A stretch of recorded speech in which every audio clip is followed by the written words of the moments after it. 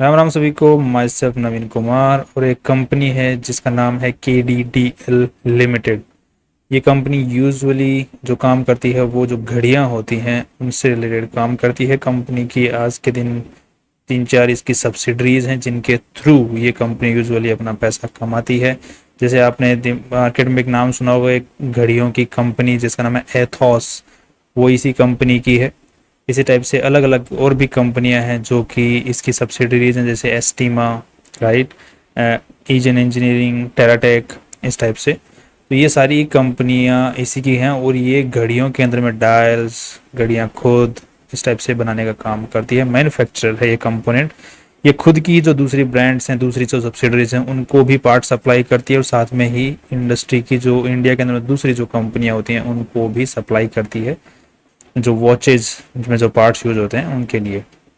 यही कंपनी अपने जो शेयर्स होते हैं उनको बायबैक करने की कोशिश कर रही है।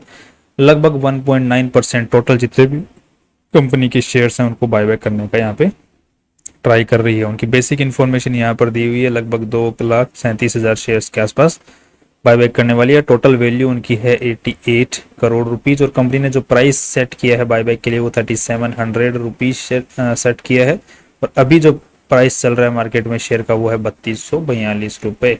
सो एक ठीक ठाक प्रीमियम के ऊपर में कंपनी बाय कर रही है, लगभग 450 रुपये के प्रीमियम के ऊपर में। यहाँ पे सिंगल शेयर स्ट्रेटजी वाले जो 450 रुपये एक फाइल के साथ में अगर कोई अप्लाई करना चाहता है तो वो कर सकते हैं। अगर किसी पास में मल्टीपल अकाउंट्स हैं तो एक बेनिफिट उनको मिल सकता है 450 रुपये पर अकाउंट के हिसाब से। नेक्स्ट अगर देखते हैं यहाँ पर, अगर हम लोग कंपनी को एक बार समझना चाहें, कंपनी के बारे में डिटेल में समझना चाहें, तो यहाँ पर कंपनी का आज के दिन जो पूरा मार्केट कैप चल रहा है वो 4,000 करोड़ का ही है। साथ में कंपनी का पी 18 का है और इंडस्ट्री का जो पी है वो 57 का है। तो ठीक ठाक लेवल पे कमाई कर रही है इंडस्ट्री के मुकाबले। पीबी रेशियो 10 का है, सो इंडस्ट्री का पीबी रेशियो 4 साढ़े 4 का है। सो उसके मुकाबले कंपनी जो ऑलरेडी जो वैल्यू चल रही है बुक वैल्यू के हिसाब से वो काफ़ी प्रीमियम के ऊपर में चल रही है कंपनी की। सो इसके मुकाबले अगर देखा जाए तो कंपनी का स्टॉक प्राइस नीचे भी आ सकता है। अगर हम कंपनी के पास्ट डेटा को देखते हैं बुक वैल्यू के, कि कंपनी का जो पुराने ज़माने में पास्ट प्राइसेस किस तरीके से रहे बुक वैल्यू के मुकाबले, तो यहाँ पे यूजुअली जो हाईएस्ट रहा था वो से 8 के आसपास का पीबी रेशियो रहा, अभी ये 10 के आसपास में चल रहा है। और जो इसका मीडियन जो रहा है, राइट, वो 3.5 पौने 4 के आसपास का है।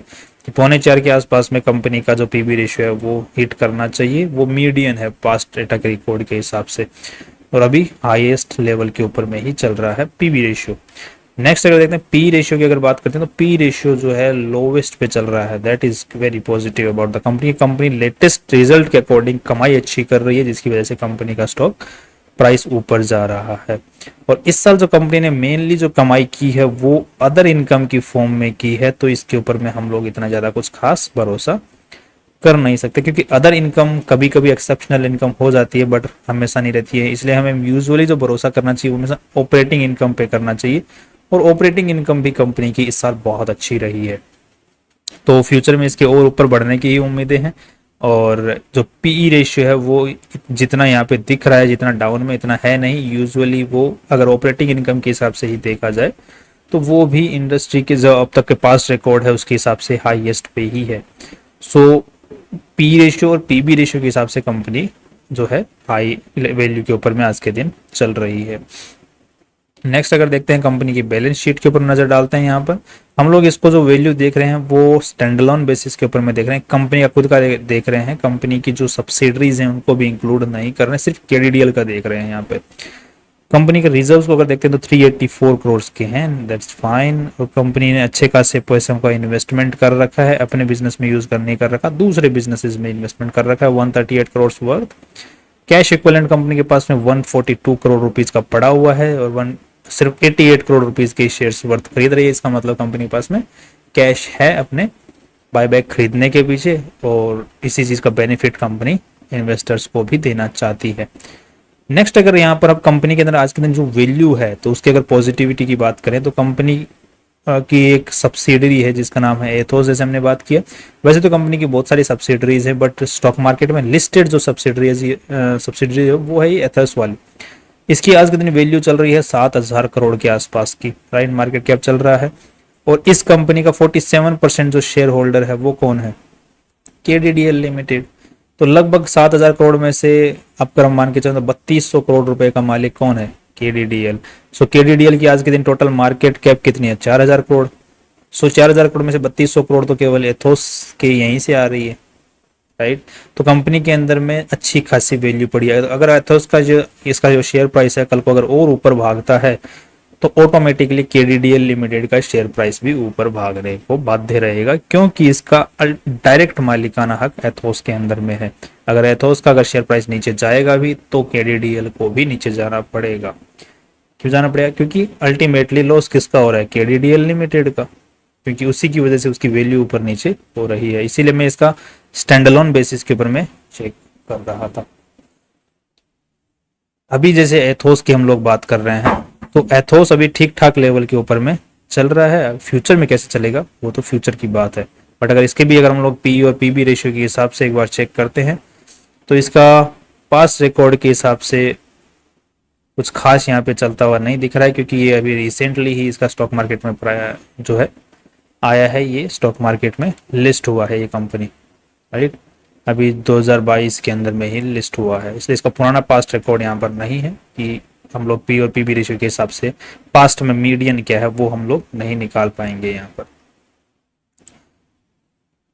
अब यहाँ पे बायबैक की वजह से क्या फायदा हो सकता है या फिर फ्यूचर में ऊपर जा सकता है। देखो फ्यूचर में जाने की बात तो इस तरीके से है कि मुझे थोड़ा सा डाउट है because of the PB ratio and book value भी इतनी की कुछ खास हो नहीं रही और एथोस की वजह से ऊपर भाग रहा है। एथोस का शेयर ऊपर गया तो ये भी ऊपर जाएगा, इतना सा वैल्यू फ्यूचर में दिख रहा है। बाकी ओवरऑल अगर देखा जाए तो कंपनी का बिजनेस बूमिंग के सेक्टर के ऊपर में है, से जो प्राइसेस हैं जो रेवेन्यू है कंपनी का वो इंक्रीजिंग ऑर्डर में है, नेट प्रॉफिट जो है वो भी इंक्रीजिंग ऑर्डर में है अच्छे खासे तरीके से, राइट।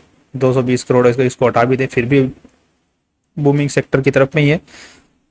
बट इस साल की अगर अदर इनकम को अगर हम हटा दें तो कंपनी का फिर ज्यादा कुछ पैसा बचता नहीं है यहाँ पर। नेक्स्ट अगर देखते हैं कंपनी के प्रमोटर्स होल्डिंग तो यहाँ पर एक अगेन नेगेटिव है। अगर हम केडीडीएल के प्रमोटर्स के ऊपर में नजर डालते हैं, सॉरी पॉजिटिव है नेगेटिव नहीं है। एंड एफआईएस ठीक ठाक इंटरेस्ट लेके बैठे हुए, डीआईआई ज्यादा इंटरेस्ट ले नहीं रहे हैं और पब्लिक के पास में कंपनी की जो शेयर होल्डिंग है वो बढ़ती ही जा रही है। Now that's negative. कंपनी में जब पब्लिक की शेयर होल्डिंग बढ़ती है, स्टॉक प्राइस ऊपर जाता जा रहा है, इसका मतलब कंपनी का स्टॉक नीचे आने के कगार के ऊपर में हो सकता है। बिकॉज पब्लिक की शेयर होल्डिंग बढ़ रही है इसका मतलब एफआई, डीआईआई और प्रमोटर्स तीनों ही कैटेगरी में से कोई ना कोई बंदा आदमी बेच रहा है। इसका मतलब क्या हो रहा है कि पब्लिक की शेयर अब फ्यूचर के अंदर में प्राइसेस नीचे आ सकते हैं, क्योंकि तभी तो एफआई, डीआईआई, प्रमोटर में से कोई भी बेचेगा क्योंकि उनको दिख रही है कि वैल्यू ओवर वैल्यूड है।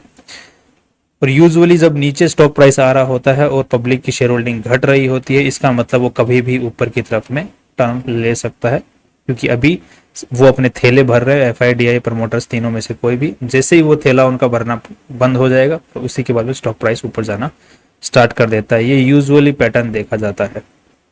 तो यहाँ पर पब्लिक की बढ़ रही है और स्टॉक प्राइस ऊपर जा रहा है, इसका मतलब किसी भी वक्त से प्राइसेस जो है नीचे की तरफ में आ सकते हैं। दूसरा, अगर हम लोग पिछले 10 साल का डेटा देखते हैं केडीडीएल का, तो यहाँ पर ये 2000 जनवरी 2020 के अंदर में 300 के ऊपर में था, अभी 3,500 के आसपास में, तो लगभग 12 गुना ऊपर जा चुका है ऑलरेडी।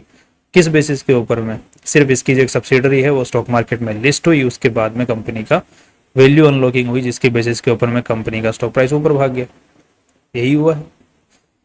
अब ये जैसे ही है तो उसका प्राइस नीचे आएगा, वही नीचे आ जाएगा। सो अब ओवरऑल अगर बात करते हैं बायबैक की वजह से कंपनी को कोई बेनिफिट, तो देखो कंपनी तो अच्छी है, फ्यूचर में लॉन्ग टर्म में बहुत अच्छा कर सकती है। अभी प्राइस थोड़े से मुझे अपवर्ड ज़्यादा ऊपर भागे हुए दिख रहे हैं, तो इसलिए, और प्रमोटर्स की यहाँ पर पब्लिक की शेयर होल्डिंग को देखते हुए मेरे को थोड़ा डाउट भी हो रहा है।